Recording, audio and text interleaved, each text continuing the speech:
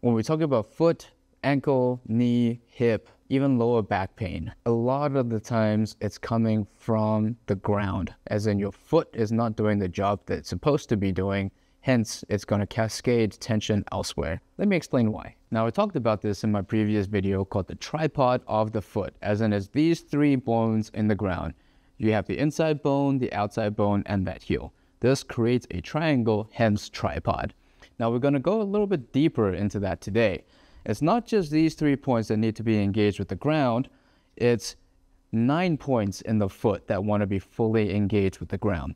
So we have 1, 2, 3, all the toes, 4, 5, 6, 7, 8, and 9. So this, when you step on the ground and you let your foot off in the footprint, that is exactly what you see.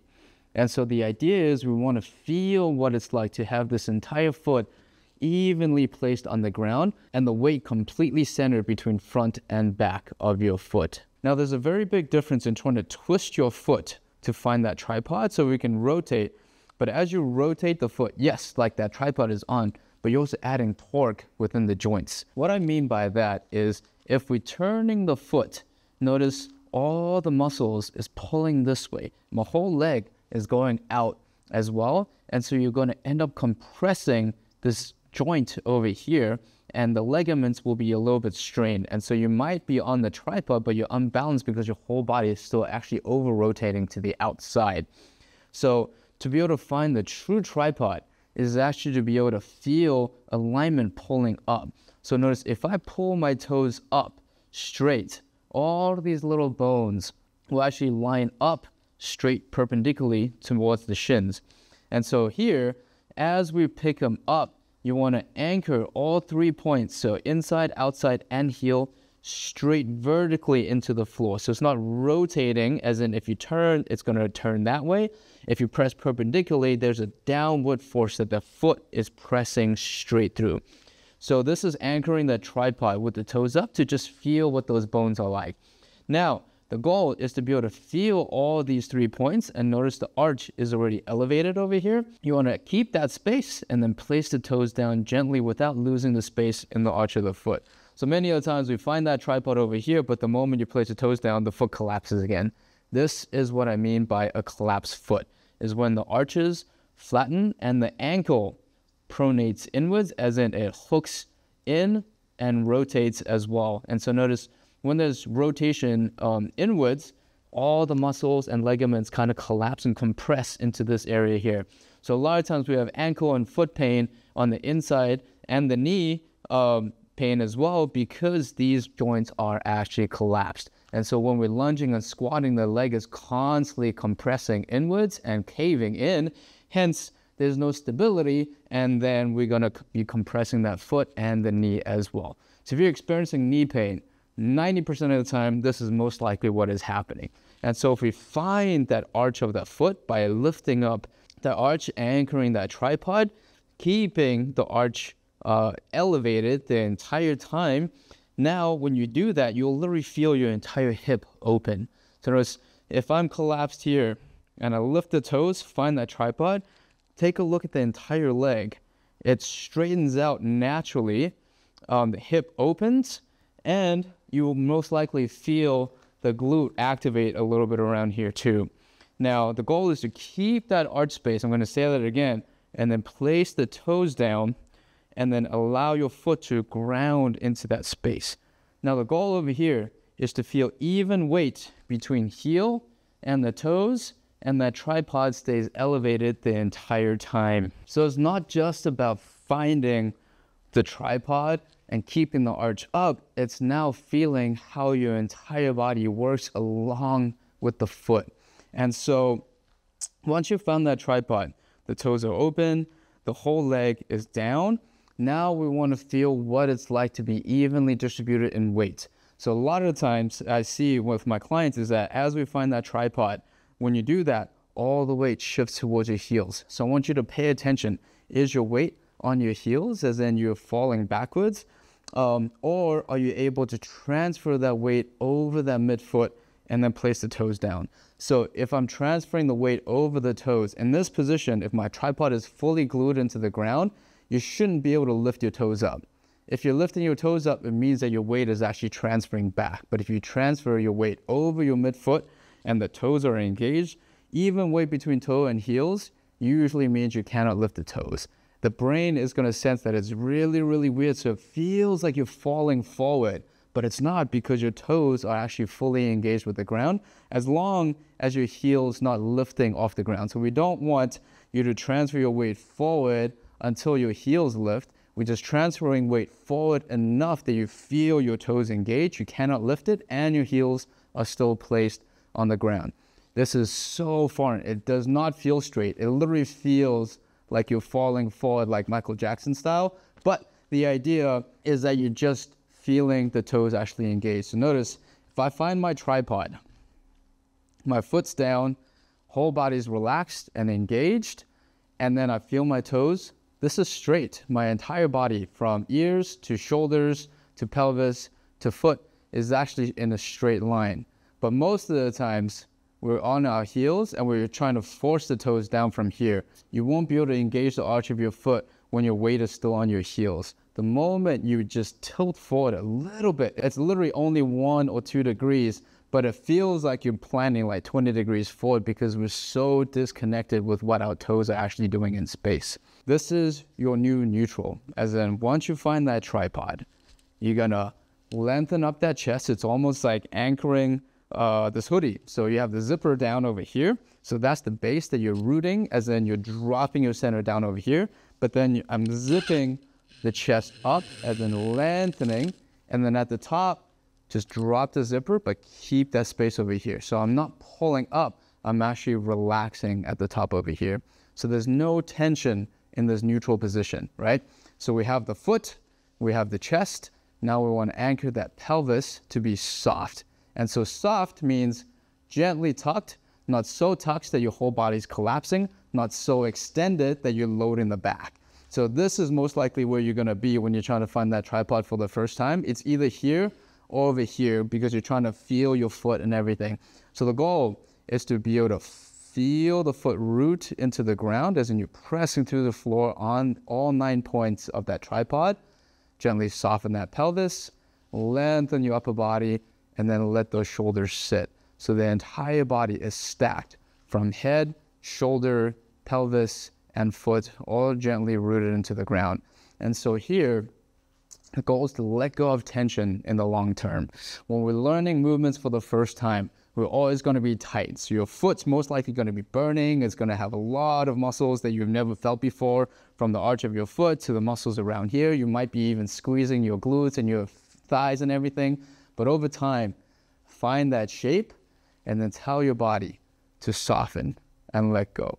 Because when we're standing, it shouldn't be tight. You shouldn't be tense at all. It should be a very, very natural, relaxed feeling. But it takes time in order to feel that. If you look at babies, when they start learning how to move and learning how to stand, they're tense as hell, which is why they're so wobbly. And then they're falling, they're coming up, and they're finding that position again. But over time, when we're standing, we start letting go. But for some reason, as adults, life gets in the way. Tissues start getting tense as well, because we naturally build these compensation patterns. And so we end up putting stress on wrong parts of the body. Hence, that's why we end up having disc herniations or knee problems or ankle problems or neck problems, because our posture is simply just out of alignment. So awareness is key in that factor of finding neutral. This might go longer than I expected, but let me teach you one more movement on top of the tripod so that you can feel this alignment a little bit more. So we're going to take that same principle and add it to this kickstanded Romanian deadlift position. So the idea is you're going to find that tripod, okay? So lift the toes up, find all 3 points vertically pressed into the ground, toes down, arches are lifted, toes and heels evenly placed on the ground. Now, you're going to gently tuck that pelvis, lengthen the body, and allow your entire weight to stack right over this foot that's straight. This knee is not doing anything. It's just resting on here, but I'm not leaning on it, right? So we would call stacking as in stacking all the joints directly on top of whatever limb that we want to be on. Notice my body is completely straight. If I straighten out the hoodie, it goes straight down through my midline, through to my pelvis, straight down into the floor. And so my center of gravity is belly straight down through here. But my shoulders, but because my leg is outside, I'm stacked from my shoulder to my hip to the foot. Does that make sense? So my center is here, but my body is stacked over this joint. So the goal is to keep these two lines vertically straight as you hinge over this leg and keeping your weight fully stacked over this foot. And so notice all the joints is actually straight over each other. So a good open hip is when the hips and the knees stay open as in out. So you'll notice a lot of times the body and the knee wants to collapse because we lose sensation of that foot. And so the knee will buckle in. Or as we go down, the hips will naturally start drifting outwards. And so a lot of times when we have hip issues and a pinchy hip, it's because the hip is guiding out and the knee is pointing in. So this collapse position is a natural way for the body to try and find balance, because if I'm falling over, I'm naturally going to shift out. Now, but if you're stacked and your weight is centered, your body will move in a straight line all the way down. Now, this is immensely difficult for everyone to feel, so I highly recommend you have a mirror or someone record you, and then slowly start feeling what it's like to actually keep your pelvis, your shoulders in a straight line right over that foot, and you just hinge straight back. Your body stays over this leg the entire time, so you only feel this leg, no weight on this leg. And then as you're coming up, don't think you're standing. Think that you're pushing your foot into the ground to gently drive your body away. And so this, when you push the foot through the ground, you'll naturally feel your upper body get supported and get pushed away. So we're not lifting from the back, we're driving from the foot. I'm going to change the angle so you can see that. So looking at from the side, you're going to be hinging your hips back, but bending the knees at the same time. And so a lot of times we think that we're pulling the pelvis back, but notice from here, you're locking that hamstring by simply sitting all the way back. Then in order to get lower, we naturally fold over with the back. This is not what I want. I don't want you to get your ribs to your thighs. I want you to sink your butt down to the ground like you're sitting on a chair, and then bending the knee and the hip at the same time. And try to notice, are you transferring your weight towards your heels, or are you able to stay over the midfoot the entire time? So there's a very even weight distribution from your hip to your shoulders. So notice as my chest goes forward, my hips go back to stay over my midfoot the entire time. So I want you to feel in this bottom position, are you closer towards your heels, or are you able to stay over your toes? If you're over your midfoot, as in the toes are engaged, you won't be able to lift the toes up. But if you're able to lift the toes up, notice I just shifted my gravity literally just by a millimeter, and you can feel like my weight is off. If I pushed you from the front over here, you'll naturally fall back. If you're able to anchor forward, if I push, you'll be fully grounded because your foot is completely glued into the floor. So feeling this the whole time is immensely difficult. The body will always want to shift back instead of staying over the foot the entire time and being grounded.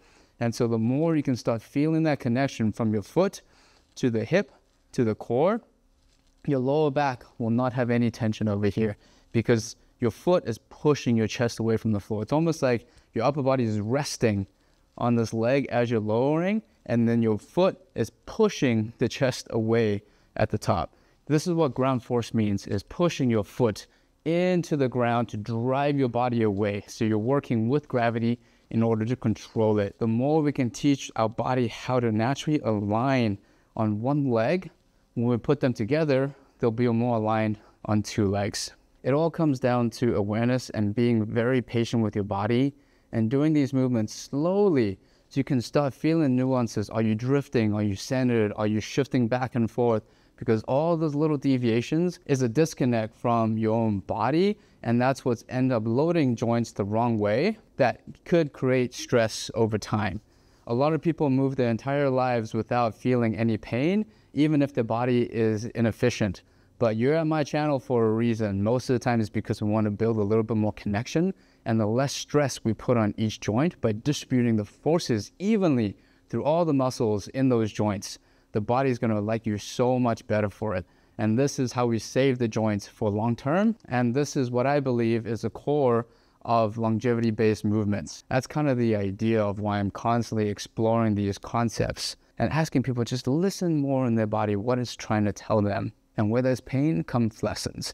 And so when we work inside of the pain line by building that awareness, pain can disappear immensely. I know my videos are getting longer, but I'm trying to build more depth in these movements. I feel like so many times we're just not learning the small little nuances, and that's why chronic pain keeps happening over and over again. And so the more we explore, the better your body will get. Andy Shea from Movement Reborn. Hopefully that helps, and keep dabbling. I'll see you next time. Peace.